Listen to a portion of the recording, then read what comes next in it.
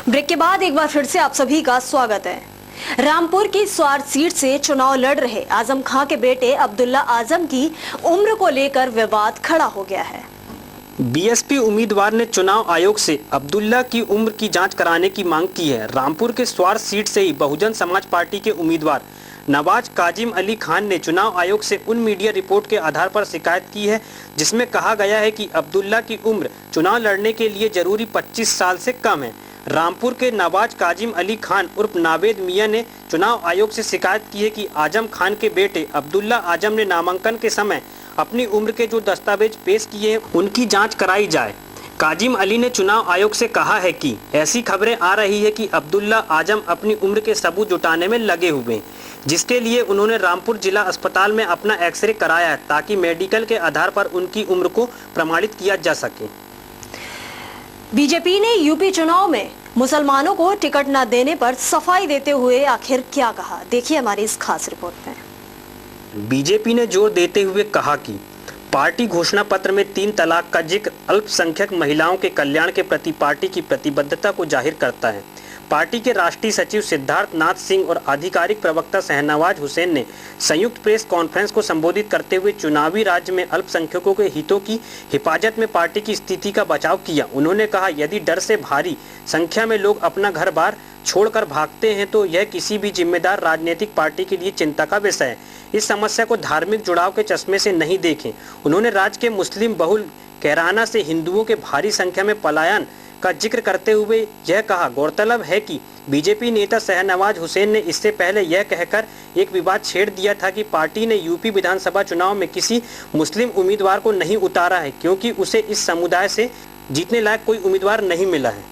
2 शहजादे न समझा पाए वादे, न बता पाए मेरे प्रदेश की विकास के इरादे से अपनी लाइन को शुरू करते हुए भारतीय जनता पार्टी के प्रदेश अध्यक्ष केशव प्रसाद मौर्य ने कहा कि एसपी और कांग्रेस का गठबंधन गुंडा राज और भ्रष्टाचार का समझौता है। कांग्रेस उपाध्यक्ष राहुल गांधी और एसपी सुप्रीमो अखिलेश यादव के रोड शो को पूरी तरह से फ्लॉप करार देते हुए केशव प्रसाद मौर्य ने कहा कि रोड शो में भीड़ नहीं, उत्साह नहीं और जीत का विश्वास नहीं दिखा। अखिलेश शासन को कटघरे में खड़ा करते हुए मौर्य ने सवालिया अंदाज में कहा कि विकास किया होता तो कांग्रेस रूपी बैसाखी की आवश्यकता क्यों पड़ी। मौर्य ने कहा, एसपी, बीएसपी और कांग्रेस मौका परस्त लोग हैं और तीनों ही आपस में मिले हुए हैं। एसपी कांग्रेस का गठबंधन पूरी तरह हताश से ग्रस्त है। केशव प्रसाद मौर्य ने कहा कि राहुल और अखिलेश दोनों ना तो उत्तर प्रदेश की बदहाली का कारण ही बता पाए, ना ही उत्तर प्रदेश की जनता को एसपी राज में अपराध से त्रस्त जनता तथा भ्रष्टाचार से पीड़ित लोगों के सवालों का कोई जवाब दे सके। उमर अब्दुल्ला ने कहा कि पिछले 2 सालों के दौरान सीज फायर उल्लंघन व आतंकी हमलों के जरिए यहां की सुरक्षा पर मजबूत तरीके से सेंध लगाई गई और साथ ही सुरक्षा बलों को भी निशाना बनाया गया। जम्मू कश्मीर के पूर्व मुख्यमंत्री ने कहा, सीमा के आसपास रहने वाले लोग हमेशा एक भय में जीते हैं। सत्तारूढ़ी पीडीपी बीजेपी गठबंधन पर हमला करते हुए उन्होंने आरोप लगाया कि उनके कार्यकाल के दौरान हुए कामों को यह गठबंधन गलत तरीके से प्रस्तुत करने की कोशिश कर रहा है और नई सरकार के पिछले 2 सालों के कार्यकाल के दौरान कुछ भी नया नहीं हुआ। उन्होंने आगे कहा, मनमोहन सिंह के कार्यकाल व राज्य में हमारी सरकार द्वारा लॉन्च किए गए प्रोजेक्ट का ही प्रधानमंत्री नरेंद्र मोदी ने उद्घाटन किया है। उन्होंने मुफ्ती व्यवस्था से यह भी पूछा कि प्रधानमंत्री द्वारा दिए गए 80,000 करोड़ रुपए के पैकेज को किस तरह और कहां खर्च किया है। उमर ने कहा, जनोपयोगी सेवाएं जैसे पेयजल और बिजली मामलों में अव्यवस्था है।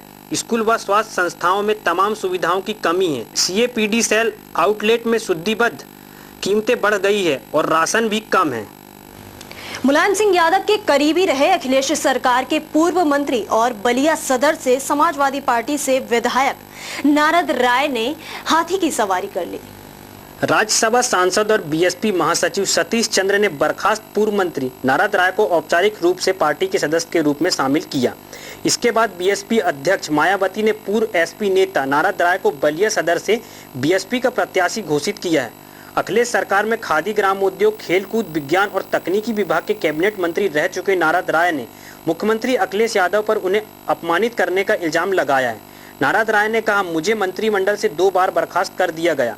अखिलेश यादव ने मुझे कई बार अपमानित किया जिसकी वजह से मैं समाजवादी पार्टी को छोड़ रहा हूं। इसके साथ ही नारद राय ने कहा कि वो अपनी पूरी जिंदगी बहुजन समाज पार्टी के नाम करते हैं। तो फिलहाल के लिए प्राइम टाइम में बस इतना ही और तमाम बाकी खबरों के लिए देखते रहिए समाचार टाइम 24।